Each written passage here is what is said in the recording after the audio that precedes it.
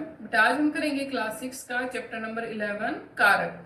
हम संज्ञा के विकार कर रहे थे जिसमें हमने लिंग वचन 2 चैप्टर कर लिए। तीसरा विकार है कारक। तो आज हम कारक के बारे में पढ़ेंगे। कारक क्या है? तो कारक है संज्ञा या सर्वनाम के जिस रूप से वाक्य के अन्य शब्दों से उसका संबंध जाना जाता है वह कारक कहलाता है। कि यह संज्ञा या सर्वनाम के जिस रूप से वाक्य के अन्य शब्दों के साथ उसका संबंध जाना जाता है वो ही कारक है। जैसे राम ने वनवास में 14 वर्ष बिताए, उन्होंने रावण को मारा। राम ने रावण को बाण से मारा। वह पिताजी के लिए दवा लाया। पत्ते पेड़ से गिर रही हैं। पुस्तक मेज पर रखी है। सेब थैली में रखे हैं। मोहन की पुस्तक मेरे पास है। हे प्रभु रक्षा करो। तो उपयुक्त जो आपको ये लाल वाक्य दे रखे हैं कि उपयुक्त वाक्यों में रंगीन छपे शब्द वाक्य के दूसरे शब्दों के साथ संबंध जोड़ रहे हैं। इन शब्दों के साथ ने, को, से, के लिए, से, पर, में, की, हे चिन्हों का प्रयोग हुआ है। ये चिन्ह विभक्ति चिन्ह है। इन्हें परसर्ग भी कहते हैं और इन्हें कारक, ये चिन्ह कारक के हैं। फिर है कारक के भेद। कारक के 8 भेद होते हैं। कर्ता कारक, कर्म कारक, कर्ण कारक, संप्रदान कारक, अपादान कारक, संबंध कारक, अधिकरण कारक और 8वां है संबोधन कारक। तो ये प्रत्येक कारक है, इसकी हर कारक की अपनी एक विभक्ति होती है जिससे हम उसकी पहचान करते हैं। जैसे कर्ता की विभक्ति ने, कर्म की को, कर्ण कारक की से या के द्वारा, संप्रदान को या के लिए, अपादान से, पृथक होना यानी अलग होने के भाव में, संबंध काके की रा रे री, अधिकरण में, पर, संबोधन हे अरे। तो ये सभी इनकी विभक्ति हैं। इनको परसर्ग भी बोलते हैं। अब है सबसे पहले कर्ता कारक। कर्ता कारक की पहचान आप कैसे करोगे कि आप कैसे पहचानोगे कर्ता कारक है? तो कर्ता की विभक्ति सबसे पहले तो ने है। तो संज्ञा या सर्वनाम के जिस रूप से काम के करने वाले का बोध कराता है वह कर्ता कारक है। कि संज्ञा या सर्वनाम के जिस रूप से काम के करने वाले का बोध हो वो कौन है? कर्ता कारक है। जैसे बाबा भारती ने लगाम पकड़ी, तो इसमें बाबा भारती कर्ता कारक है। ने विभक्ति या परसर्ग है, इसी से कर्ता कारक की पहचान होती है। कई बार ऐसा होता है कि ने परसर्ग का प्रयोग नहीं होता। जैसे कार्तिक गिटार बजा रहा है, तो यहाँ पर गिटार बजाने का काम कौन कर रहा है? कार्तिक कर रहा है, इसलिए वो क्या है? कर्ता कारक है। पर यहाँ जो परसर्ग है यानी विभक्ति है वो ने नहीं लगी हुई है। अन्य उदाहरण है संजय सेब खाता है, राशि ने खाना पकाया। अब है कर्म कारक। कर्म की विभक्ति होती है बेटा को। जिस संज्ञा या सर्वनाम पर क्रिया के काम का फल पड़ता है। कि जिस संज्ञा या सर्वनाम पर क्रिया के काम का फल पड़ता है वह कर्म कारक है। एक कर्ता हो गया जो काम को करने वाला है, लेकिन कर्म होता है कि जो क्रिया हम कर रहे हैं उसका प्रभाव किसके ऊपर पड़ रहा है, वो है कर्म कारक। जैसे मैंने राम को पत्र लिखा, कार्तिक गिटार बजा रहा है। तो यहाँ पर मैंने राम को पत्र लिखा, लिखने का प्रभाव, लिखने का कर्म कौन है? राम को। तो इन वाक्यों में राम और गिटार है वो कर्म है। पहले वाक्य में राम के साथ को परसर्ग का प्रयोग हुआ है तथा दूसरे वाक्य में परसर्ग नहीं है। लेकिन दूसरे वाक्य में क्या है? विभक्ति नहीं लगी हुई है। को परसर्ग आ भी सकता है और नहीं भी आ सकता। जिस प्रकार से ने कभी आता है कभी नहीं आता, उसी प्रकार से को कभी आ भी सकता है और कभी नहीं भी। यदि क्या, किसको, कहाँ आदि प्रश्नों का उत्तर मिल जाता है तो वह कर्म होगा। जैसे मैंने किसको पत्र लिखा? राम को। कार्तिक क्या बजा रहा है? गिटार। कर्म कारक की विभक्ति चिन्ह परसर्ग को है। कभी कभी 2 कर्म भी एक साथ आ जाते हैं। जैसे मैं राम को एक पत्र लिखूंगा, तो कभी कभी क्या होता है बेटा कि एक जो कर्म है वो 2 कर्म भी आ जाते हैं। नेक्स्ट है आपकी कर्ण कारक। कर्ण कारक है से या के द्वारा। कर्ता जिस साधन से या के द्वारा क्रिया करता है। कि कर्ता जो है यानी काम को करने वाला है, जिस साधन के द्वारा काम करता है वह क्या कहलाता है? कर्ण कारक कहलाता है। और इसकी विभक्ति से या के लिए होती है। जैसे नाई कैंची से बाल काटता है, किसके द्वारा काट रहा है? कैंची से। गीता चाकू से फल काटती है, किससे? चाकू से। उसे पत्र द्वारा सूचित करो, किसके द्वारा? पत्र द्वारा। तो यहाँ पर जो कर्ण कारक है उसकी विभक्ति से और के द्वारा, ये विभक्ति हमेशा आएगी इसे समझने के लिए। तो किससे वह काट रहा है, किस मतलब साधन क्या है उसका? कैंची हो गया। किससे फल काट रही है? किस साधन से? चाकू से। और उसको किसके द्वारा सूचित करना है? तो पत्र के द्वारा। तो नाई किस चीज से बाल काट रहा है समझने के लिए कैंची से, गीता किस वस्तु से सेब छील रही है, चाकू से, उसे किसके द्वारा सूचित करोगे, पत्र द्वारा। तो ये सभी क्या है, इसके अंदर कारक हैं। ये जो शब्द हैं ये कर्ण कारक हैं, यानी से और के द्वारा विभक्ति चिन्ह आएगी इसके साथ साथ में कि किसी चीज के द्वारा जब आप कोई काम करते हो तो वो कारक। जैसे शशांक ने चटनी से समोसा खाया, मैंने तार द्वारा खबर भेज दी, वह गुड़िया से खेल रही है। ठीक है बेटा। नेक्स्ट है संप्रदान कारक। अब संप्रदान की विभक्ति है को और के लिए, और को विभक्ति हमारी किस में थी, कर्म में। तो दोनों में अंतर भी देख लेंगे कि कर्ता जिसके लिए काम करता है अथवा उसे कुछ देता है, कि कर्ता किसी के लिए कुछ काम करता है या उसे कुछ देता है, उसे व्यक्त करने का जो भाव वाला शब्द है वो संप्रदान कारक होता है। संप्रदान का मतलब ही होता है देना, कि जब हम किसी को कुछ देते हैं या किसी के लिए कुछ करते हैं तो वहां पर संप्रदान कारक होता है। और इसी से हम कर्म और संप्रदान का अंतर भी समझ लेंगे कि जहां पर को विभक्ति हो और साथ में देने का भाव हो जब तो संप्रदान होगा, और देने का भाव नहीं होगा तो वो कर्म होगा। जैसे गरीबों को वस्त्र दो, तो यहाँ पर को आया लेकिन क्या आया, देने का भाव आया, इसलिए संप्रदान है। मैं पिताजी के लिए कमीज लाया हूं, तो के लिए आ गया, के लिए तो किसी और की विभक्ति है ही नहीं, तो संप्रदान की हो गई। तो वस्त्र किसको दो, गरीबों को। मैं कमीज किसके लिए लाया हूं, पिताजी के लिए। तो इन वाक्यों में गरीबों और पिताजी के लिए संप्रदान कारक है। कुछ अन्य उदाहरण है, जैसे उसने देश के लिए प्राण न्यौछावर कर दिए, के लिए गुरुजी के लिए कुर्सी लाओ, बच्चों को मिठाई दो। को आ रहा है और देने का भाव आ रहा है दो। नेक्स्ट है अपादान।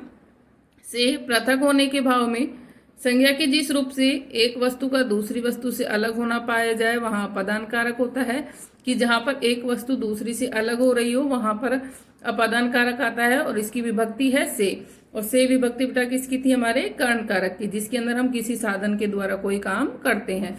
तो यहाँ जैसे गंगा नदी हिमालय से निकलती है, तो हिमालय से क्या हो गई है, गंगा नदी अलग हो गई है।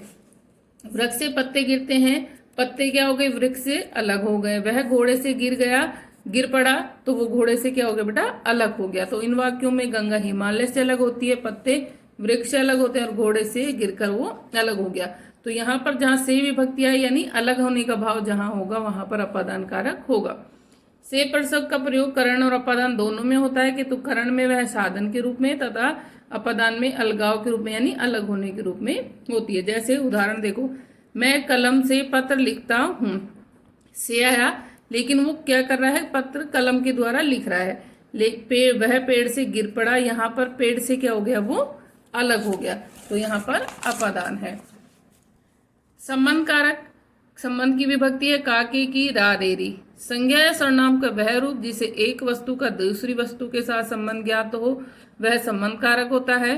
जैसे श्री राम का भाई लक्ष्मण मूर्छित हो गया, रवि की बेटी पढ़ रही है, तेरी पुत्री आ गई, किसान की गाड़ी फंस गई, मेरा मित्र आया, तेरे बेटे पढ़ रहे हैं। तो यहाँ पर संबंध में क्या होगा, एक दूसरे का संबंध ही बताएंगे और इनकी विभक्ति होगी काके की रारे री। आगे है अधिकरण कारक। इसकी विभक्ति है में और पर। संज्ञा के जिस रूप से क्रिया के आधार का ज्ञान हो उसे अधिकरण कारक कहते हैं, कि क्रिया के आधार का जिससे पता चले वो है अधिकरण। इसकी विभक्ति होती है बेटा में और पर। जैसे पुस्तक मेज पर रखी है, केले थैले में रखे हैं, बच्चे कमरे में हैं, वह छत पर सो रहा है। तो यानी पुस्तक का आधार क्या है कि वो मेज पर है, केले किस में है, थैली में है। तो किसी भी चीज का आधार हो वो अधिकरण में है। लास्ट है इसमें संबोधन कारक। इसकी विभक्ति है अरे। संज्ञा शब्द के जिस रूप को से किसी को पुकारने बुलाने सावधान करने का भाव हो वहां पर संबोधन कारक होता है। जैसे हे प्रभु दया करो, अरे तुम कब आए। संबोधन कारक में सदैव विस्मय आदि बोधक चिन्ह लगाया जाता है। अब यहाँ पर आपको कारक तालिका दे रखी है, इसके अंदर आपको कारक दे रखे, कारक की पहचान की थोड़ी परिभाषाएं दे रखी हैं छोटी करके, कारक की विभक्ति दे रखी है और प्रत्येक का उदाहरण दे रखा है। तो आपको ये जो चार्ट है, ये कारक तालिका है, ये आपको अपनी नोटबुक में बनानी है ताकि आपको याद हो सके और इनको लिखना है। बाकी जो क्वेश्चन आंसर हैं वो हम कल करेंगे। Thank you.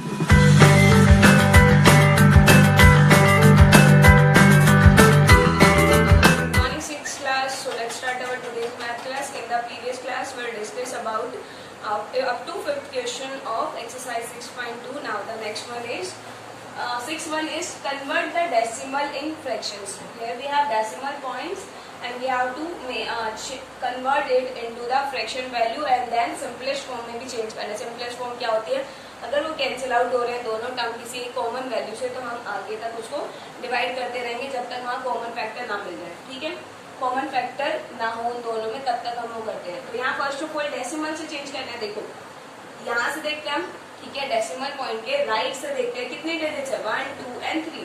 3 डिजिट्स आते हैं मतलब जीरोस कितनी होगी यहाँ पे 3 होगी. ठीक है, तो क्या हो जाएगा सिंपली 0025 अपॉन में कितनी जीरोस हो जाएगी 3 जीरोस आ जाए. ठीक है, before the number doesn't matter 00 because here we remove the decimal point, so in zeros का कोई मतलब नहीं होता है. ठीक है, after the numbers value of 0 is same but before the 0 the value of 0 is not valuable. ठीक है, so now we have to make the lowest form. lowest form मतलब कि अगर ये डिवाइड हो रहे हैं दोनों किसी एक कॉमन नंबर से तो हम डिवाइड करेंगे. फर्स्ट ऑफ ऑल देखो 2 से डिवाइड करते हैं. 2 से this number is divisible but जो 25 है which is not divisible by 2 because here we have large digit is 5. Now 3 के लिए क्या देखते हैं 2 + 5 इज 7 नॉट डिविजिबल बाय 3.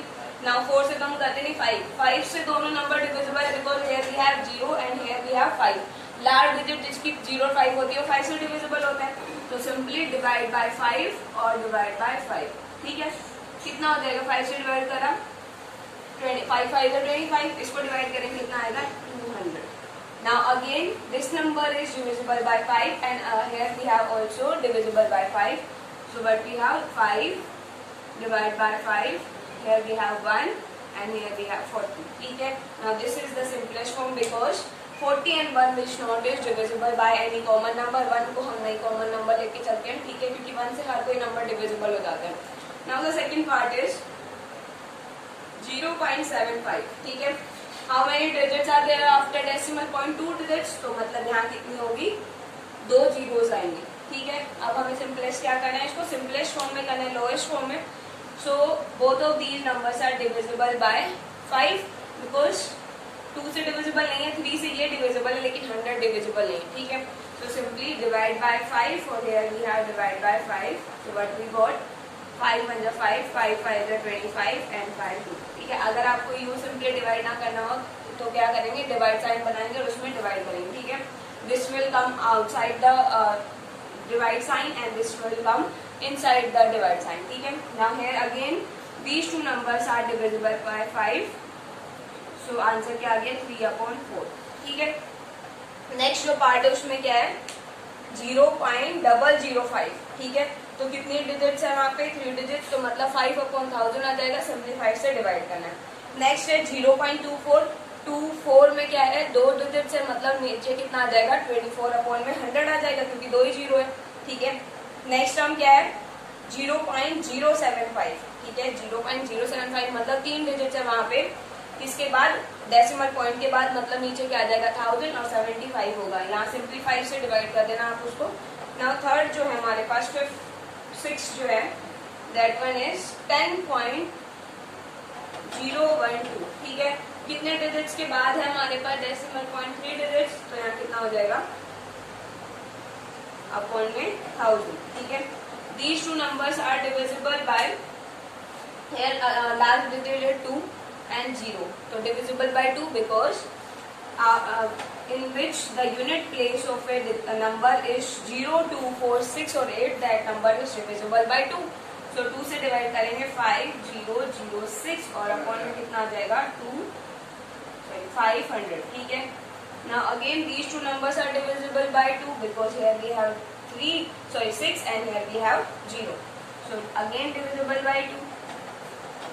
तो कितना हो जाएगा 2503 अपॉन 250. ठीक है, now these two numbers are not divisible by any number. So we have got the answer for this part. So next part is so in the next one 7th question we have convert the fractions into decimal. अब क्या करना है हमारे पास already fraction given है और उसको हमें change किस में करना है डेसिमल्स में. ठीक है, तो डेसिमल में चेंज करने के लिए फर्स्ट ऑफ ऑल यहाँ कितने डिजिट्स है 3, तो ऊपर में कितने जीरो कितने बनाएंगे हम यहाँ पे 3 डिजिट्स बनाएंगे, लेकिन जीरो कहाँ ऐड होती है, not after the number but before the number, ठीक है। तो जीरो कहाँ ऐड होगी, 0 8 0 अपॉन में 100, सेम हो गया। अब क्या करते हैं, जितनी जीरोस है उसको हम कहाँ से प्लेस करते हैं, राइट से, राइट साइड से, राइट साइड को होती है कितनी जीरोस है 2 जीरोस, सो 1 and 2, सो इसके पहले क्या आएगा, डेसिमल पॉइंट आएगा, तो क्या हो जाएगा 0.80 and this is the decimal, this is the conversion of decimal fraction into decimal, ठीक है। Now the second part is 4 upon 10, ठीक है। First of all we have to make the digit same over the numerator and denominator, here we have 1, so 0 and 4 upon 10 हो जाएगा, ठीक है। कितने zeros है 1, तो राइट साइड से एक डिजिट छोड़ के हम क्या करते हैं, यहाँ पे पॉइंट लगाएंगे तो सिंपली 0.4 हो जाएगा, ठीक है। थर्ड इज 33 अपॉन में 1000, यहाँ देखो कितने डिजिट्स है, 4 डिजिट्स है, ऊपर कितनी है 2, तो 2 जीरो ऐड होती है, वो भी just before the number. Now here we have 3 zeros, तो लेफ्ट राइट से हम क्या करेंगे 1 2 एंड 3, तो डेसिमल का आएगा यहाँ, तो क्या करेंगे 0.03 एंड 3, ठीक है। Fourth one is 25 upon 100, so first of all digit same करनी है, तो 025 अपॉन 100 हो गया, 3 डिजिट्स हो गई, कितनी जीरोस है 2 जीरोस, तो राइट से हम क्या करेंगे 2 डिजिट छोड़ के एक पॉइंट लगाएंगे, तो 0.25, ठीक है। नाउ फिफ्थ वन इज 22:1/100, क्या है अब हमारे पास मिक्स फ्रैक्शन, चेंज कैसे करते हैं, simply this number is divisible, multiply करते हैं इसको इससे, और प्लस जो यहाँ ऊपर न्यूमरेटर में होती है वैल्यू, सो क्या हो जाएगा 100 multiply 22 is 2200 plus 1 is 22 upon 100, ठीक है। यहाँ ऑलरेडी हमारे पास क्या है, ऊपर सेम मतलब यहाँ ऊपर क्या है हमारे पास 4 डिजिट्स और यहाँ 3 है, तो इसको हमें सेम नहीं बनाना होता है, क्योंकि ऊपर अगर इनडिफरेंट होती है, तो ऊपर अगर इससे स्मॉलर होती है तो चेंज करते हैं। यहाँ कितने डिजिट्स है 2 जीरोस है, तो राइट से हम क्या करेंगे 2 प्लेस छोड़ के पॉइंट लगाएंगे, तो 22.01 हो जाएगा, ठीक है। लास्ट जो है वो है हमारे पास 2909 अपॉन 100, ठीक है। यहाँ पे भी क्या है 2 जीरोस है, तो मतलब राइट से 2 प्लेस 1 and 2, इसके जस्ट पहले हमारे पास क्या आ जाएगा डेसिमल पॉइंट, ठीक है। So now the last question of this exercise is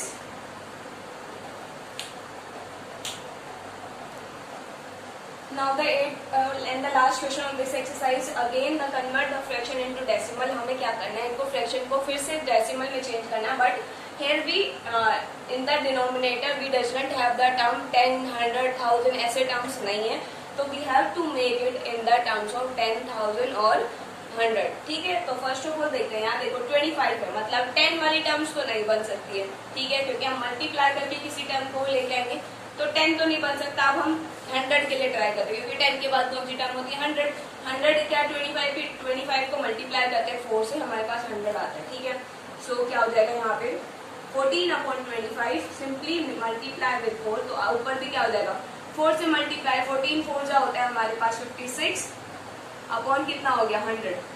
अब हो गई चेंज वैल्यू 100 टर्म्स में। अब क्या करेंगे, हमें इसको सिंपली डेसिमल में चेंज करना है। Here we have 3 digits and here we have 2 digits. So first of all, adding a 0 before the number and 2 zeros are there. So we have to count the numbers from right 1 and 2, and before the number we have a decimal point. ठीक है। Now the next is second one is 28 upon में 125. आप देखो यहाँ पे 125 है नीचे, तो मतलब ना तो 10 बन सकता ना ही 100 बन सकता, ठीक है, क्योंकि 100 से अब आगे मतलब अब क्या टर्म बनाएंगे हम 1000 इसके लिए किससे मल्टीप्लाई करें, जिससे 1000 आ जाए। 25 को सिंपली मल्टीप्लाई करके देखना है, ठीक है।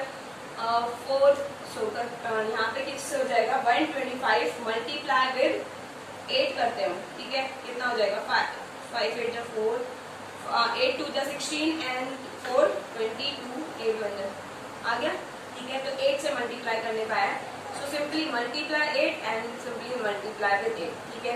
8 8 64 6 8 2 16 एंड 6 is 22 24 upon में 1000, ठीक है।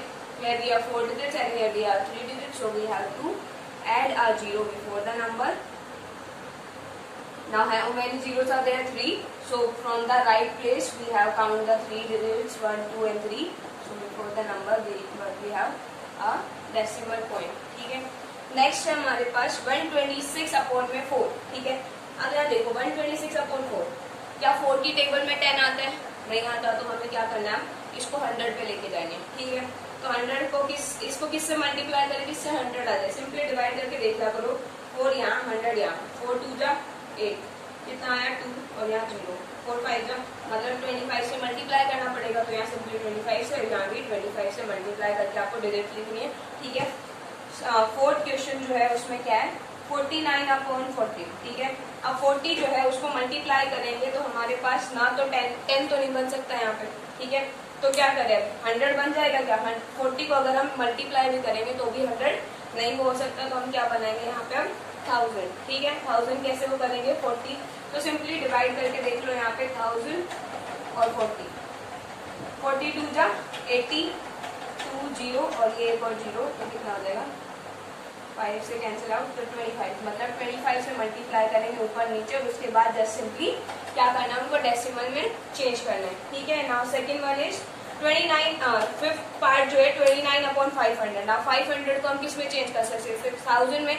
किससे करेंगे मल्टीप्लाई, ऊपर और नीचे दोनों साइड 2 से मल्टीप्लाई करेंगे. ठीक है. नाउ जो लास्ट पार्ट है वो है हमारे पास 39 अपॉन में 200. अब 200 जो है वो ना तो 10 में चेंज हो सकता है ना ही 100 में. तो किस में चेंज करेंगे 1000 में. 1000 में कैसे चेंज होगा, 5 से मल्टीप्लाई कर देंगे. अगर ना पता चले किससे मल्टीप्लाई करना है तो जिसमें भी चेंज करें उसको क्या कर लेते हैं, डिवाइड कर लेते हैं. डिवाइड साइड में अंदर उस टर्म को लिखेंगे जिसको मल्टीप्लाई करके हमें लिखना है. और यहाँ पे बाहर कौन सी वैल्यू हो जाएगी जो वो करते हैं. ठीक है. तो यहाँ 5 से कर देंगे, यहाँ भी 5 से हो जाएगा.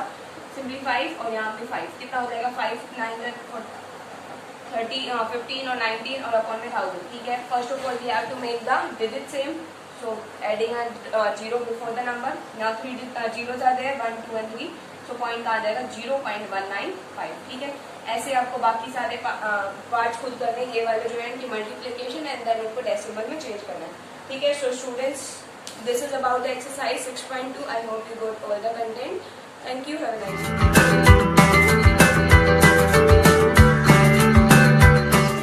This is for class 6.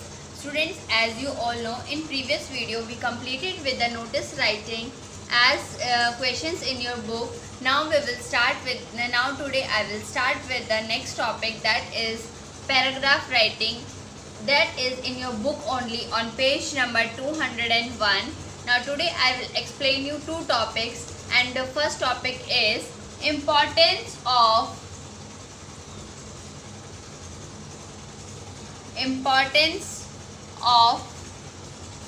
being punctual.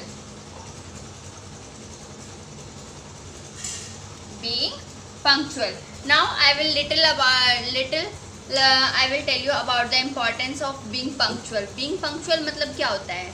Being punctual importance, सबसे पहले importance क्या होता है. Importance मतलब होता है विशेषता. किसी चीज़ की विशेषता जब हम बताते हैं. तो आज हम पंक्चुअल मतलब होता है, पंक्चुअल का मतलब होता है समय से पाबंद. यानी कि इसकी विशेषता बताऊंगी आज मैं आपको कि हम बीइंग पंक्चुअल यानी कि समय से पाबंद होने के क्या क्या फ़ायदे होते हैं. Now I will tell you the paragraph on the basis of importance of being punctual. Now let's start with the paragraph which is given in your book also. Now some features I want to discuss with you according to the paragraph writing. कि जब आप paragraph writing करेंगे तो उसके अंदर कुछ points होते हैं जो आपको ध्यान रखने होते हैं. First of all is unity. Unity means that the entire paragraph is written with one single theme. It must center around one idea. It means कि आपको क्या करना है इसमें कि एक ही यूनिटी के अकॉर्डिंग ही आपको पूरा पैराग्राफ लिखना है. ज़रूरी नहीं है कि आप उसके इर्द गिर्द ही घूमते रहें. नहीं, आपको एक फोकस रखना है कि हमें एक ही चीज़ के बारे में बताना है. कहीं आप दूसरी चीज़ों को लेकर पूरा पैराग्राफ लिख दे, बस जो हम जिसके बारे में बताना चाहते हैं उसी के बारे में नहीं बताते. Order means refers to right instructing constructing of the paragraph. The valid points must come in the right order. अब इसका मतलब ये नहीं है ऑर्डर मतलब होता है कि हमें एक सिस्टमेटिक वे में लिखना होता है. ज़रूरी नहीं है कि हमें पहले ये लिखे कि वो ये करता था वो करता था, उसके बाद बताएं कि वो क्या था. अब जैसे मैंने आपको बताया कि मैं आपको इम्पॉर्टेंस ऑफ बीइंग पंक्चुअल के बारे में बताऊंगी, तो आप सबसे पहले ये बताएंगे कि उसकी विशेषता क्या क्या हो सकती हैं, क्या क्या डेवलप करता है वो. इस तरीके से आपको एक पैराग्राफ राइटिंग लिखनी है. Now let's start with the paragraph. Punctuality is a very important qualities of one's personality. ये एक बहुत अहम विशेषता होती है पंक्चुअलिटी एक गुड पर्सनैलिटी की. Being punctual means doing a work at a designated time. कोई भी कार्य करना एक निश्चित समय पे जब हम कोई कार्य करते हैं उसे हम पंक्चुअल कहते हैं. Punctuality is the gateway to success, and a person who respects and values time always makes a mark. It means कि हमें punctuality हमें person ये बताता है कि punctuality is the ये एक ऊंचाई की तरफ जब हमारा जो गोल होता है, जो हमारा एम होता है सक्सेस की तरफ, वो उसमें हमें रिस्पेक्ट दिलाता है और वैल्यू की कदर करते हैं, तो उसके लिए भी हमें एक गुड मार्क मिलता है. इसके लिए a punctual student is never late for school. और जो पंक्चुअल स्टूडेंट होगा वो कभी भी स्कूल के लिए लेट नहीं होगा. Finishes work. और जो उसका होमवर्क होगा स्कूल का वो भी टाइम से करेगा. And does not fail to make submission on time. और वो कभी भी अपना होमवर्क का इस पे टाइम पे सबमिट करने के लिए कभी भी भूलेगा नहीं. Being punctual always helps a student to have enough time to prepare and revise for examinations. और जो बच्चा पंक्चुअल होगा वो कभी हमेशा उसको इतना टाइम मिल जाएगा, हेल्प हो जाएगी उसको कि हम इनफ टाइम मिल जाएगा उसको टाइम पे रिवाइज और प्रिपेयर करने के लिए एग्जामिनेशंस के लिए. A well prepared student is sure to do well and come out with flying colours. और जो प्रिपेयर होगा बच्चा अच्छे से प्रिपेयर होकर जाएगा एग्ज़ाम्स में, तो उसे ऊंचाइयों को छूने के लिए कोई भी रोक नहीं सकता, उसके अच्छे मार्क्स आएंगे.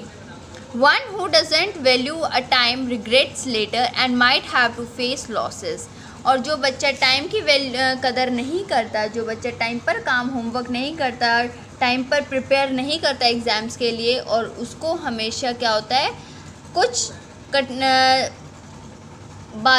कुछ कठिनाइयों का सामना करना पड़ता है और वो बहुत सारी चीज़ें लूज़ कर देता है, बहुत सारी चीज़ें छोड़नी पड़ती हैं उसको. Punctuality is a virtue that helps a person to command respect, confidence and appreciation. जो पंक्चुअल पर्सन होगा, जो पंक्चुअलिटी का यानी कि जो टाइम का पाबंद होगा, वो हमेशा एक कॉन्फिडेंट पर्सन होगा. उसको कभी भी किसी भी चीज़ के लिए घबराने की ज़रूरत नहीं है. और वो जो उसको होमवर्क मिलेगा, जो उसे काम मिलेगा, उसको करने के लिए भी वो पीछे नहीं हटेगा और उसको हर काम में अप्रिसिएशन यानी कि बधाइयाँ मिलती रहेंगी. One who understands the importance of being punctual is also diligent, and this diligence helps a person to reach pinnacles of success. Therefore, it is vital to respect time and help your day well to be able to do everything timely without being late. और जो बच्चा punctual होगा वो respect करेगा time की, वो अपना plan करके चलेगा कि पूरे डे में उसको क्या क्या करना है और किस किस टाइम पे करना है. और जो पंक्चुअल बच्चे होंगे वो कभी भी किसी भी काम को करने के लिए लेट नहीं होंगे, चाहे वो काम कितना भी ज़रूरी हो, और अपना काम टाइमली यानी कि समय पे कंप्लीट कर लेंगे. So I hope students you understand this paragraph which I told you the importance of being punctual. I hope students you also be punctual, being punctual of time and complete your homeworks on time. Thank you everyone.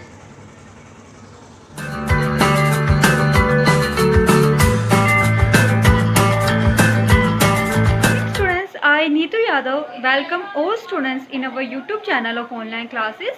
So students, in chapter number 15 we study some contents already in our previous video, like sources of water, uses water and introduction. So students, in today's video we start our new topic of this chapter, which is water cycle and state of water. So students, you all know there are three states of water: solid, liquid and gas.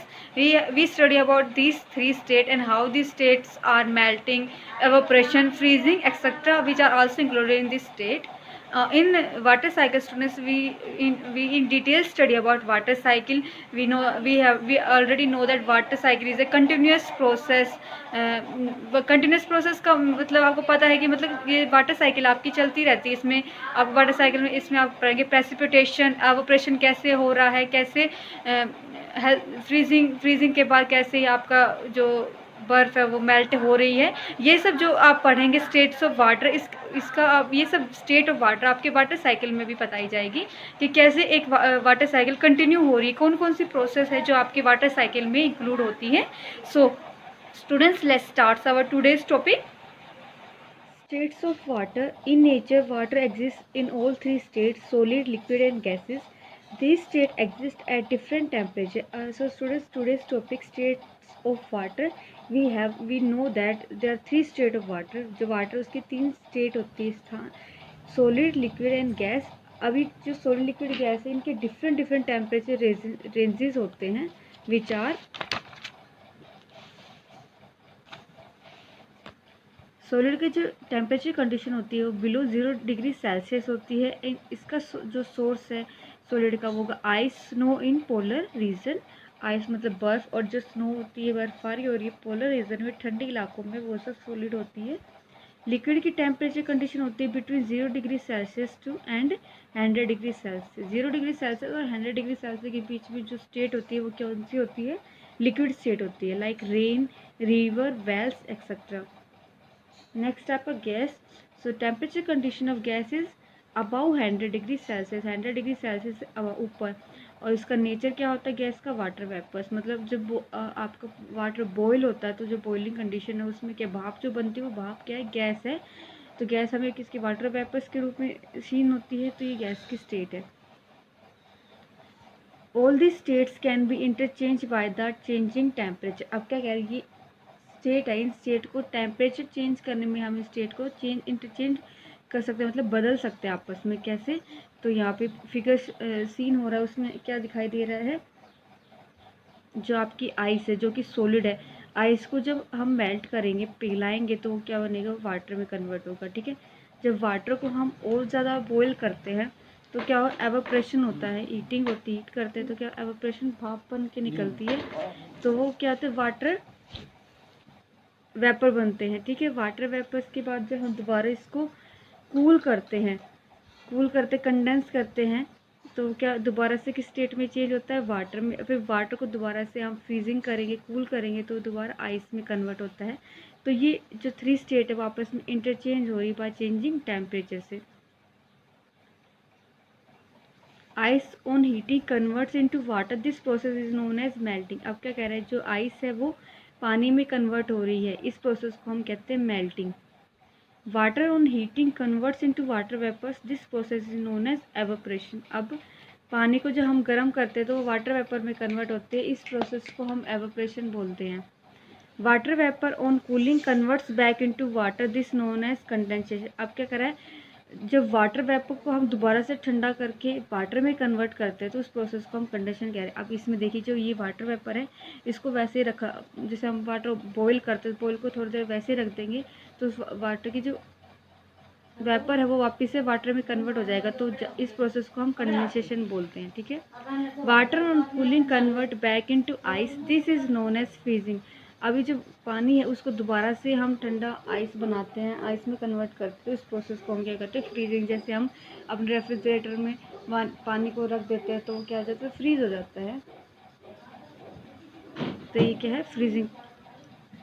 Evaporation and condensation of water takes place on a very large scale on the surface of Earth and in atmosphere. This process play a key role in cloud formation. अब क्या कह रहे हैं, जो evaporation और condensation होता है water का, वो बहुत ज़्यादा लार्ज स्केल पे क्या करता है, टेक्स प्लेस करता है अर्थ और एटमॉस्फेयर पे।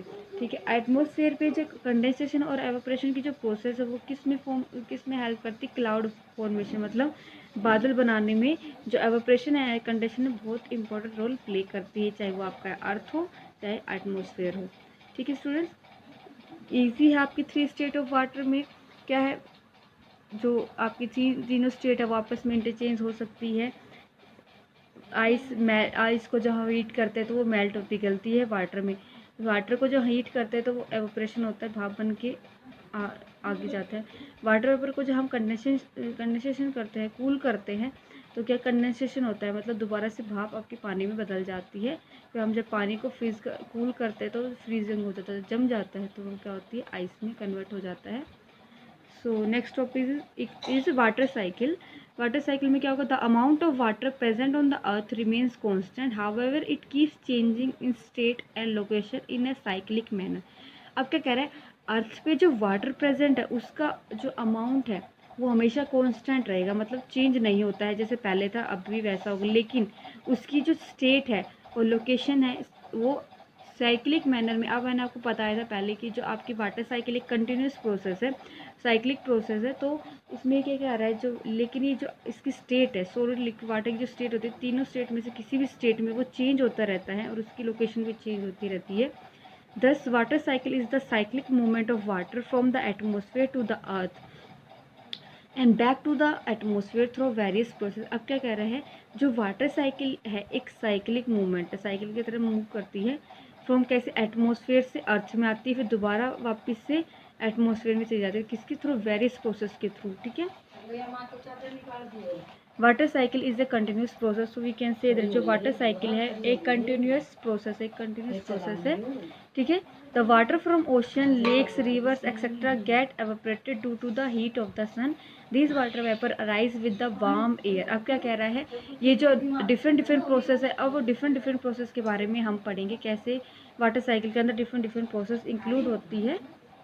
तो वाटर है जो ओशन, लेक, रिवर में पानी है, वो क्या होता है, जैसे सूरज की गर्मी पड़ती है तो इनका जो पानी एवापोरेट भाप बनता है। ठीक है, सूरज की गर्मी की वजह से ये जो वाटर वेपर है rise with the warm air, जो आपके अर्थ में एटमॉस्फेयर में सराउंडिंग में वार्म एयर प्रेजेंट होती है, उसकी वजह से ये जो वाटर वेपर है ऊपर जाता है। ठीक है, as we know the temperature decrease with increase in altitude. अब क्या करें, जैसे जैसे हम ऊपर जाते हैं टेम्परेचर है वो घटता जाता है। ठीक है, जैसे मतलब जैसे जैसे हम ऊपर जाएंगे, ठीक है, एल्टीट्यूड में जो टेम्परेचर है वो क्या आपका डिक्रीज होता जाएगा, घटता जाएगा। ठीक है, so this water vapour cool and condense to form millions of trillion droplet. अब क्या कर रहा है, ये जो वाटर वेपर ऊपर गए हैं वो भी क्या होंगे, नीचे से तो गर्म होकर गए थे, लेकिन ऊपर क्या होगा, ठंडा हो जाएगा, कंडेंस हो जाएगा टू मिलियन टीनी ड्रॉपलेट्स। ये वेपर बहुत सारे छोटे छोटे ड्रॉपलेट्स बनाएंगे वाटर के।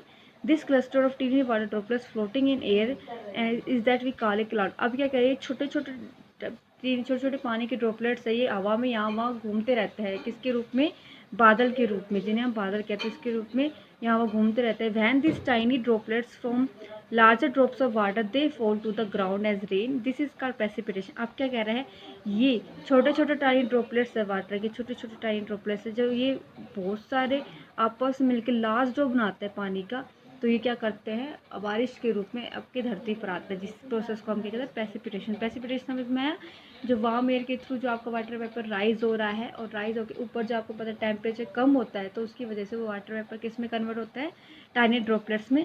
फिर उसके बाद टाइनी ड्रॉपलेट्स जब आपस में मिलकर एक लार्ज ड्रॉपलेट वाटर बनाती है, ये वाटर वापस से ग्राउंड में गिरता है, इसे हम क्या कहते हैं, प्रेसिपिटेशन बोलते हैं। ठीक है, in colder weathers the water drops may freeze and fall as hail or snow. लेकिन जो कुछ ठंडा मौसम होता है, जो कोल्डर वेदर्स होता है, जैसे आपका जनवरी दिसंबर, इस टाइम के मौसम में ये जो वाटर की ड्रॉप्स होती है, बूंदें होती हैं, वो जम जाती हैं ऊपर, ठीक है। अब ज़्यादा टेम्परेचर डिक्रीज़ होता है तो वो क्या कर रहे जम जाते हैं, वाटर फ्रीज हो जाती है और किसके रूप में गिरती है, स्नो के रूप में नीचे ग्राउंड पे आती है। This rain may fall on water bodies as well as on land. अभी जो स्नो है ये पानी में भी गिर सकती है या फिर आपके लैंड में भी गिर सकती है। Some of the rain water seeps through the soil and adds to ground water. अब क्या अगर कुछ जो रेन वाटर है वो आपके ग्राउंड में सोइल में से निकल के आपके ग्राउंड में वाटर में चले जाते हैं। जैसे आपको मैंने कल बताया था कि ग्राउंड वाटर में क्या होगा, नॉन पोरस कुछ रॉक्स होती है, नॉन पोरस के रॉक्स के अंदर से आपकी वाटर है वो ग्राउंड वाटर में पहुंच जाता है। तो ऐसे रेन वाटर आपका सोइल से ग्राउंड वाटर में जाता है। The water that comes down as rain in time evaporates and goes up to form clouds again. This leads to formation of cycle known as water cycle. अब क्या कह रहा है, जो प्रेसिपिटेशन के रूप में या बारिश या आपके स्नो के रूप में जो पानी नीचे गिरा है, ठीक है, वो दोबारा से क्या होगा, जब दोबारा से सन की हीट होगी तो वो दोबारा से एवेपोरेट होगा, दोबारा से क्लाउड बनेगा। तो ये जो फॉर्मेशन है ये साइकिल चलती रहेगी, प्रेसिपिटेशन एवेपोरेशन, प्रेसिपिटेशन एवेपोरेशन। तो इसलिए हमने वाटर साइकिल को एक साइक्लिक प्रोसेस, कंटिन्यूस प्रोसेस बोला था। we have to also know that water vapor is also added into the atmosphere by leaves of plants through the process of transpiration। अब जो plants में ट्रांसपिरेशन प्रोसेस होती है उसके थ्रू हम ये बोल सकते हैं कि जो वाटर वेपर है वो क्या होगा, प्लांट्स है वो ट्रांसपिरेशन में आपकी हेल्प करती है। तो इससे भी वाटर वेपर्स आपके क्लाउड्स में जाते हैं। इम्पोर्टेंस ऑफ वाटर साइकिल की क्या इंपॉर्टेंस है, it regulates the temperature of the earth. Earth का जो टेम्परेचर उसको मेंटेन करती है। It help in regulated weather on the earth and also it helps in distribution of water to large area. Temperature regulate करता है अर्थ का, जो मौसम होता है अर्थ का उसे रेगुलेट करती है। बारिश होती है तभी थोड़ी सी ठंड होती है। Also distribution of water to large area तक वाटर को डिस्ट्रीब्यूट फैलाने का काम करती है रेन फॉल या वाटर साइकिल। तो इसकी इम्पोर्टेंस है। So students, your homework of today's homework is that you have to write short answer question 4th and 5th. 4th question is mention the various sources of water on earth। अर्थ पे water के जो various sources है वो कौन कौन से हैं, तो वेरियस सोर्सेज है वाटर के उन पे है ocean and seas, rain water, surface water and ground water. ये 4 मेन सोर्स है वाटर के अर्थ पे। Next question is why is there is shortage of water even though 3/4 of earth surface is covered with water। 3/4 पानी होने के बाद भी earth surface पे पानी की कमी क्यों है, because 97.5% water is sea and ocean. मैंने आपको पहले बताया था 97.5% जो वाटर है वो सी एंड ओशन में है और ये वाटर क्या हम यूज़ नहीं कर सकते क्योंकि इसमें क्या होता है, हाई साल्ट कंटेंट होता है। ठीक है, that's it for today students, thank you for listening. Morning students, welcome to our YouTube classes. This is for class 6. In previous class we start our 5th chapter, the Vedic age, and today we read about life during the early Vedic age कि early Vedic age के time पे life कैसी थी। During this period the family formed the basic unit of the society. A village or grama formed the next upper level कि इस काल में जो फैमिली थी वो बेसिक यूनिट मतलब एक समाज के रूप में, एक सोसाइटी के रूप में रहती थी और गांव और ग्राम अपर लेवल था। A number of families constituted the village और बहुत सारी जो नंबर ऑफ फैमिलीज मिलके एक विलेज बनाती थी। Each village had a Gramani as it headman और प्रत्येक गांव में एक ग्रामीणी होती थी हेडमैन के रूप में। A number of villages formed a clan and several clans constituted a jana और ए ट्राइब कि बहुत सारे विलेजेस मिलके क्लान बनाते थे और सेवरल क्लान्स मिलके जना बनाते थे और एक ट्राइब बनाते थे, एक जाति बनाते थे। बेटा ये क्लान जैसे कि आपका गांव होता है, ठीक है, आपका एक घर है, आपके घर से काफ़ी सारे घर मिलके एक गांव बनता है, काफ़ी सारे गांव मिलके टाउन बनता है, काफ़ी सारे टाउन मिलके एक सिटी बनती है। तो उसी प्रकार ये वैदिक एज में ये नाम है। Each tribe had a hereditary head called Rajan और प्रत्येक ट्राइब के अंदर एक वंशानुगत हेड होता था जिसको राजन बोलते थे। However this post was also elected at times by a tribal assembly called the samiti और एक पोस्ट होती थी जिसको इलेक्टेड किया जाता था इस ट्राइबल असेंबली में जिसको समिति कहते थे। The rajan protected the tribe from the enemies and he was assisted in the work by many assemblies such as sabha, samiti and विधाता। कि जो राजन होता था वो इस जाति को जो एनिमीज़ होते थे, जो दुश्मन होते थे, उनसे बचाता था, और जो उसके काम होते थे उसमें बहुत सारे लोग सहायता करते थे उसकी, बहुत सारी असेंबलीज उसकी सहायता करती थी, और जैसे सभा, समिति, विधाता। ठीक है, both man and women were allowed to be member of these assemblies, और पुरुषों और महिलाओं किसी को भी इसका मेंबर बनने का अधिकार था। A number of officials were also elected for day to day administration, कि बहुत सारे ऑफिशियल्स इसमें इलेक्टेड होते थे प्रशासन के लिए। These include the purohits, the senanis etcetera, और इनको क्या कहते थे? पुरोहित या सेनानीज कहते थे। The purohita performed religious ceremonies and advised the king on religious matters, कि जो पुरोहित होते थे वो रिलीजियस सेरेमनीज कराते थे, मतलब धार्मिक कार्यक्रम कराते थे, और राजा को सलाह देते थे जो धार्मिक मैटर्स होते थे उनमें। ये देखिए आपकी वर्ण सिस्टम है, आप यहाँ पे देख सकते हैं इस पिक्चर में। कुछ लोग देखो यहाँ पे ये राजा हैं, मतलब ये राजा हैं, कैसे शाही हैं, ये बेचारा किसान है, कुछ लोग ये हैं, इधर हैं। ठीक है, तो कई सारे वर्ण थे इस टाइम पे। अब हम चैप्टर आगे पढ़ते हैं। The senani was the command in chief of the army and led the forces during wars, कि जो सेनानी होते थे वो कमांडर इन चीफ होते थे आर्मी में, और जो फोर्सेस होती थी वार के दौरान उनको संभालते थे। The Rajan also received voluntary offering from the subjects which is known as bali, कि जो राजन होता था वो वॉलंटरी भी, मतलब कि वॉलंटरी का मतलब क्या होता है? वॉलंटरी का मतलब होता है, आप कहते हैं ना कि वॉलंटरी, वो उसका वॉलंटरी है, मतलब कि उसका जो एक रक्षक के रूप में, और जिसको बलि कहते थे। Economic life, the early Vedic people practised settled agriculture and villages rose up near these areas of cultivation, कि जो अर्ली वैदिक पीरियड के लोग थे वो settled agriculture and villages rose up near the area of cultivation, कि उन्हीं जगहों पे गांव बसे हुए थे जो एग्रीकल्चर एरिया था। From the Rig Veda, we know that plug was known during this period, and these farmers had knowledge of the changes in seasons and their effect on agriculture, कि यहाँ के लोग जो थे वो आपने पढ़ा है कि मतलब कि हम फ्रॉम द ऋग्वेद, कि ऋग्वेद के टाइम से ही we know that plough was known during this period, कि हम जानते हैं कि जो हल था वो जाना जाता था इस टाइम का इन किसानों के द्वारा, और इनको नॉलेज थी कि सीजन्स के अकॉर्डिंग हमें कैसी एग्रीकल्चर करनी है और सीजन्स का एग्रीकल्चर के ऊपर क्या इफेक्ट पड़ेगा। Different artisans and craft people also existed during the Rigvedic period, कि बहुत सारे आर्टिशियन और क्राफ्टमैन ऑल्सो एग्जिस्टेड इस टाइम में, ऋग्वेदिक पीरियड के टाइम में थे। These include chariot makers, weavers, leather workers and potters, कि ये थे जैसे कि चटाई बुनने वाले या कपड़े बुनने वाले, वीवर्स थे, लेदर वर्कर्स थे एंड पोटर्स थे। Metal work had also developed by the end of this period, कि मेटल वर्क भी इस पीरियड के अंत तक आ गया था।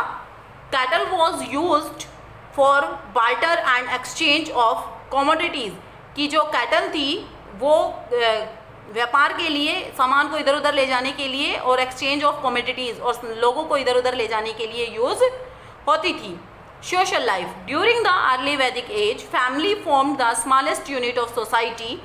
The head of family was called the grihapati and it was usually the father, कि इस पीरियड के दौरान जो स्मॉलेस्ट यूनिट ऑफ सोसाइटी थी, फैमिली जो थी वो स्मॉलेस्ट यूनिट ऑफ सोसाइटी थी, कि जो फैमिली थी वो इस टाइम का सबसे छोटा भाग थी। जैसे कि एक परिवार है, परिवार से फिर गांव बनेगा, गांव से फिर शहर बनेगा, तो ऐसे ही। और इस परिवार का जो हेड होता था वो गृहपति कहलाता था, और वो यूजुअली कौन होता था? फादर होता था। We can see the division of the society into 4 varnas और caste from this time onward, और हम देखते हैं कि जो सोसाइटी है वो 4 वर्णों में बटी हुई थी कास्ट के आधार पे। According to the occupation of the people, the society was divided into Brahmins, priest class, की ऑक्यूपेशन के आधार पे, व्यवसाय के आधार पे समाज 4 भागों में बटा हुआ था। अभी हमने देखा वर्णों के आधार पे, वही है ये। ब्राह्मण्स जो धार्मिक कार्य करते थे, क्षत्रिय जो वैरियर क्लासेस होती थी, लड़ाकू, वैश्यास जो एग्रीकल्चर करते थे एंड ट्रेडर्स थे, एंड शूद्रास जो मैनियन क्लासेस थी, मतलब जो छोटे लोग थे. However this division was not very rigid, और ये क्या था कि ये डिवीज़न बहुत गहरा नहीं था या बड़ा नहीं था. द अर्ली वैदिक society placed women in A respectable position, और जो इस टाइम में वुमेन्स की पोजीशन बहुत अच्छी थी. Women were allowed to receive education, कि औरतों को शिक्षा लेने का अधिकार था. In fact some of the hymns in Rigveda were believed to have been composed by women scholars, कि यहाँ तक कि जो बहुत सारी हाइम्स हैं, छंद हैं, वो ऋग्वेद में आप बिलीव नहीं करेंगे कंपोज्ड है वुमेन स्कॉलर्स के द्वारा. They could take part in public meeting, और वो पब्लिक मीटिंग में भी हिस्सा लेती थी. There was no practice of child marriage, कि यहाँ पे बाल विवाह का भी कोई प्रचलन नहीं था. Widow remarriage was also allowed during this period, और विधवा पुनर्विवाह भी इस टाइम में अलाउड था. Most importantly women were allowed to choose their own husbands, और जो मोस्ट इम्पॉर्टेंट वुमेन्स होती थी, जैसे कि प्रिंसेस होती थी या बड़े बड़े जो ट्रेडर्स होते थे, उनकी जो बेटियां होती थी, उनको अपना हस्बैंड खुद चुनने का अधिकार होता था. अब है फूड एंड ड्रिंक, कि क्या खाते थे और क्या पीते थे. The early Vedic people ate simple food like milk, barley, cereals, grains, ghee, fruit, vegetable etcetera. Different variety of meat were consumed during this period. Executing drink like soma and sura were also consumed. ये drink का नाम है बेटा, कि जो मतलब कि drink इस टाइम में सोमा और सूरा ली जाती थी. Soma was a square drink which was consumed only during religious ceremonies, और जो सोमा थी वो एक ऐसी मतलब कि स्केयर ड्रिंक थी, एक विशेष ड्रिंक थी जो केवल जो रिलीजियस सेरेमनीज होते थे उसी टाइम पे ली जाती थी. अब है religion. The early Vedic people worship nature gods and goddess, कि जो अर्ली वैदिक पीपल के लोग थे वो प्रकृति के देवी और देवताओं की पूजा करते थे. There was no practice of idol worship, कि किसी मूर्ति की पूजा नहीं होती थी. The people prayed to the gods for good health, sons and cattle, कि लोग यहाँ पे पूजा करते थे अच्छे हेल्थ के लिए, पेटों के लिए और कैटल्स के लिए. Gods were worshipped by chanting hymns and making offering cattle, कि जो God were worshipped by chanting hymns, कि जो hymns थी, जो छंद थे या जो मंत्र थे वो गाए जाते थे, और making offering कि उनका आह्वान किया जाता था. cattle मतलब उनको पुकारा जाता था. cattle ghee, milk ghee, soma, milk ghee, soma etcetera were offered to the gods, और भगवानों को क्या क्या दिए जाते थे, घी, दूध, कैटल का घी, गाय का घी, मिल्क, घी, सोमा, ये ऑफर किए जाते थे भगवानों को. यज्ञास और सेक्रीफाइसेस वर ऑल्सो परफॉर्म्ड, कि यज्ञ और सेक्रीफाइसेस बलि इस टाइम में दी जाती थी. ब्राह्मण्स यूजुअली परफॉर्म्ड द यज्ञ and the entire family took part, कि इस जो ब्राह्मण थे वो यज्ञ करते थे और पूरी फैमिली उसमें पार्टिसिपेट करती थी. Some of the gods worshipped during this period are Indra, the god of thunder, Surya, the sun god, Usha, the goddess of dawn, कि इस टाइम में जो हवा के देवता थे इंद्र, सूर्य के देवता थे जो सूर्य के देवता थे, और उषा जो सुबह की देवी थी, उनकी पूजा की जाती थी. I hope students you understand the topics and the chapter very well. Read the chapter again. We read the remaining topics in next class. Thank you. Have a nice day. Welcome to online classes. This is Saroj from MLP International School, Rajpura. So student, today for the listening skills I have just done from 6 to 8 class. So the second part, in that which you have to just listen carefully the paragraph which I have just told you, and you have to just give the answers of your own which has been given in the exercise. So let us start. Good morning student. Let us start for class 6. ये हम जो है आपका listening skills कर रहे थे, तो आज लिसनिंग स्किल्स का पार्ट 2 करते हैं जो चैप्टर 3 में है, the wise man of the moves. इसमें क्या है, सेम है कि पैराग्राफ को हम जो है आपको पढ़ के सुनाएंगे और आपको जो आंसर्स जो पीछे दिए हुए हैं इस चैप्टर में लिसनिंग स्किल्स में, उसके आपको आंसर देना है। तो ये जो पैराग्राफ मैं अभी आपको समझा रही हूँ, आपको इस पैराग्राफ में से ही उस क्वेश्चंस के आंसर्स देने हैं। Once Gulliver went to the sea with some other sailor। तो ये आपने गुलिवर की कहानी पढ़ी होगी, जो कि छोटे आइलैंड में, ऐसे आइलैंड में चला जाता है सेल करते हुए जहाँ छोटे छोटे लोग होते हैं। तो ये उस जो है स्टोरी से रिलेटेड ये पैराग्राफ है। तो एक बार गुलिवर क्या करता है कि समुद्र के रास्ते अपने कुछ सेलर्स यानी कि सेलर्स के साथ निकलता है। When the ship was in the mid sea, और जब जहाज जो है समुद्र के बीचों बीच थी, there came a great storm। उस वक्त एक बहुत ही बड़ा तूफान आया। It toasted the ship like a toy and soon it hurried towards an unknown direction। यानी कि it toasted, इसका मतलब होता है ये फेंक देना, मतलब उस तूफान ने उस जहाज को इस तरह से फेंक दिया जैसे कि कोई खिलौनों को दूर फेंक देता है। और ऐसा करने के बाद वो शिप जो है एक अननोन यानी कि पता नहीं किस डायरेक्शन की तरफ मुड़ गई। The sailor tried hard to save the ship. और सेलर्स ने बहुत ही कठिन परिश्रम किया कि वो शिप को, जहाज को बचा सके। बट इट सैंक, लेकिन वो डूब गई। All the sailors were drowned in the sea. सारे जो सेलर्स हैं, समुद्री जो है जहाज के वर्कर हैं, वो सारे के सारे जो है समुद्र में डूब गए। बट गुलिवर वॉज लकी, लेकिन गुलिवर जो था वो जो है किस्मत वाला था। He got hold on a wooden plank and clung to it. यानी कि वो लकी था और उसने एक लकड़ी के जो है टुकड़े को पकड़कर उससे चिपक गया। He was carried to the shore to an island। और वो उस लकड़ी के टुकड़े से चिपक गया और he was carried to the shore of an island। और वो उस लकड़ी के टुकड़े के साथ चिपकता हुआ एक अननोन आइलैंड यानी कि आइलैंड पर उतर गया। He was tired and exhausted to see, so he fell asleep। वो जो है बहुत बुरी तरह थका हुआ था और बहुत ही कमज़ोर फील कर रहा था, इसलिए वो सो गया किनारे पे आके। He did not know, उसे नहीं पता था, for how long he had slept, उसे नहीं पता था कि वो कितनी देर तक सोता रहा। When he woke up, और जब वो उठा, it was daylight, और उस वक्त जो है दिन ऊपर चढ़ा हुआ था। He tried to get up, उसने उठने की कोशिश की, but could not move, लेकिन हिल नहीं पाया। Surprised, अचंभित हुआ।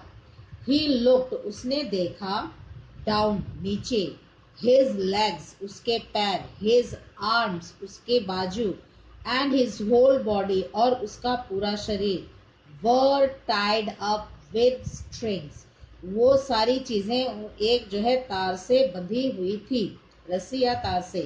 Many teeny men, बहुत से छोटे छोटे आदमी, and women, और औरतें, were standing around him, और बहुत से छोटे छोटे मैन और वुमेन उसके चारों तरफ घिरे हुए थे। They were looking at him with great wonder, और वो लोग जो है गुलिवर को एक बहुत बड़ा अचंभा मानकर उसकी तरफ देख रहे थे। सो स्टूडेंट, अब यहाँ पे लिखा हुआ है लिसनिंग स्किल्स, जो आपका पैराग्राफ मैंने पढ़ाया है। तो यहाँ पे क्या लिखा है, your teacher will read a small paragraph in the class, listen to her or him carefully and answer the questions set below. तो ये जो क्वेश्चन आंसर्स आपके बिलो दिए हुए हैं, ये उसी पैराग्राफ से रिलेटेड हैं। तो पैराग्राफ मैं आपको पढ़ा चुकी हूँ, आपको समझा चुकी हूँ। अब इसके क्वेश्चन आंसर्स देखिए। बेटा, I am not writing the question answer here, मैं यहाँ पे आपको क्वेश्चन आंसर लिख के नहीं दे रही हूँ, क्योंकि ये लिसनिंग स्किल्स हैं। आपको समझा दिया, बता दिया, आपको खुद से ये आंसर्स लिखने हैं। पहला क्वेश्चन देखिए, what happen to the ship when it was in the middle of the sea. जब सी के मिडल में जो है शिप थी तब क्या हुआ? A great storm came and it sank in the, it just float towards the unknown direction, यानी कि बहुत बड़ा तूफान आया और वो एक अननोन डायरेक्शन की तरफ मुड़ गई। नंबर 2 देखिए, how did Gulliver reach the island. और गुलिवर आइलैंड पे कैसे पहुंचा? Because he plink in the end he just, वो जो है ही जस्ट द अननोन, एक वुडन प्लेग के साथ वो उसको जो है चिपक गया था and it floated to the unknown island, और वो जो है एक अननोन आइलैंड की तरफ फ्लोट होकर के जो है तैरता हुआ पहुंच गया था। नंबर 3 देखिए, what happened when Gulliver tried to get up. और जब गुलिवर जो है कोशिश कर रहा था उठने के लिए तो क्या हुआ? What happened, he was unable to move due to why? Because his arms, his hand, his leg all were just क्या गया था? इट वॉज जो है स्ट्रिक, उसको जो है तार से बांध दिया गया था, तो इस वजह से वो नहीं मूव कर पा रहा था। अब नंबर 4 देखिए, what did he find when he looked around. और जब लुक्ड अराउंड, जब उसने देखा चारों तरफ, उसको उसे क्या दिखा? He saw that many टिनी man and women were looking with great surprise towards him, कि जो है बहुत से टिनी मैन और वुमेन एक ग्रेट सरप्राइज के साथ उसे देख रहे थे। अब यहाँ पे देखिए, give synonyms of the following words. ये जो है सिनोनिम्स है। अनएग्जिस्टेड का मतलब होता है, एग्जिस्टेड का मतलब कि वो बहुत थका हुआ है, तो अब आपको इसका जो है सिनोनिम्स लिखना है। और वंडर, वंडर का मतलब जो है जो चीज़ आपको उम्मीद ना और वो चीज़ आपको दिखा दे तो उसे अचंभित होता है, तो आपको वंडर का भी यहाँ पे सिनोनिम्स ही लिखना है। सो स्टूडेंट, मैंने आपको ये चैप्टर आपको ये पैराग्राफ बताया है और आपको ये क्वेश्चन आंसर्स करने हैं, आपको ये सिनोनिम्स लिखने हैं। ये this thing you have to do it yourself because this is a listening skill, so how you just listen it carefully and how you just understand, you have to prove yourself, so you have to do it yourself। तो अब जो है end में I would like to tell you the same as usual, जैसे मैं आपको हर video में बताती आई हूँ, आपको ये वीडियो लाइक करनी है, शेयर करनी है और चैनल को सब्सक्राइब करना है, और साथ ही साथ बेल आइकन पे क्लिक करना ना भूलें। Thank you, take care and bye.